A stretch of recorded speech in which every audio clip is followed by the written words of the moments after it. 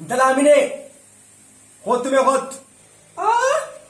ما جيت idiriis آية mana كما قدرت دكتور مال سينجي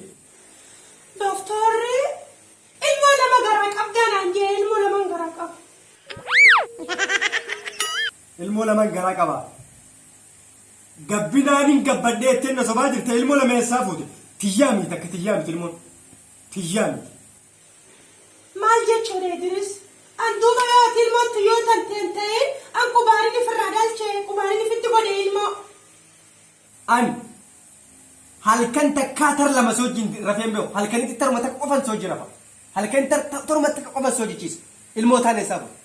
osoo waliin fuudhin dura efari kaa wal godhan deebaatii afur osoo ni kaa wal godhatin dura naafati bal waggaa afur ni gaafa hojii mana garaa tura maal jechuudha kana jechuun eenyu nama biraa naatti daaree ilmoo gaafa dura wajjin duban sandhiisi gaata haraam dalagaa turre dhiis rabbi nu araaramu sanii badii dalagaa turre sabuu cabsaa turre sanin baay ilmoo lama garaa qabdu tana eessaa fiddere ammati ilmoo lama dhalu deemta dhugaa dhiisi gaa wanni godhu qabu mee ati amma dhiisa irraa laan mataan dha'u cinqii takka dallu ati mamma maal feete irraa waan itti dhugaanteetiimi doktorri gizee hundaa ga ilmoo dhaltotti biizaa nyaadhu yeroo hunda biizaa nyaadhu naan jee doktorri haga dhaltutti biizaa nyaadhu naan jee maallaqa isaa naxaama maallaqa isaa sii kafala moo akkami eessaan fuudhan maallaqa biizaan sii bitu ilmoo lama dhaluu deemta maallaqa haga dhaltutti biizaa nyaattuun eessa ebbaa kiyyaatin sii bitan si Amina maa taphatta Amina waan biraa waan fittu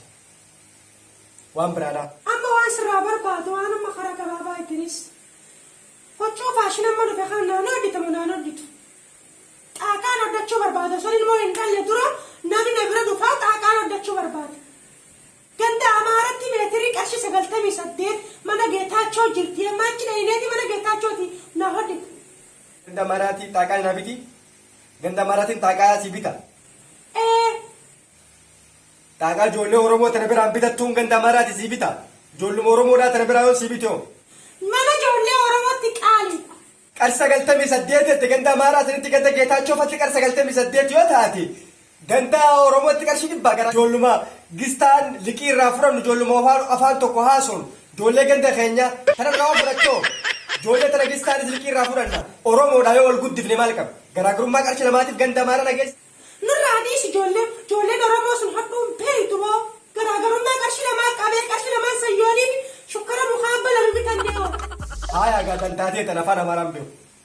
Amaaraan beeku ani akkam jeetin si bitu.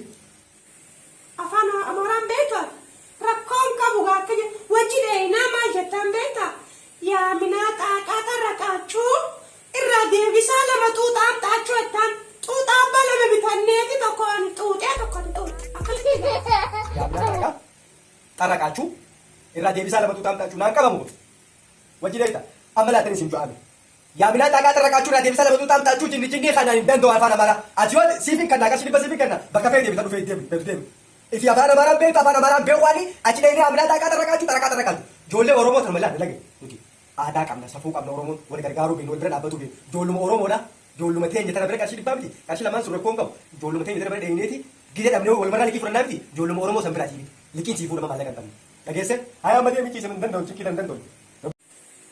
Afaan Amaaraatiin yaa Amina xaaqaa tarra qaachuu irraa deebisaa lama xuuxaan xaachuu jettaan dhumattee yoo naabitu irraa hin qabaanne malee xaaqaa mana Amaaraatti bareeddu ijoollee Oromoo irraa dhiisifeenu.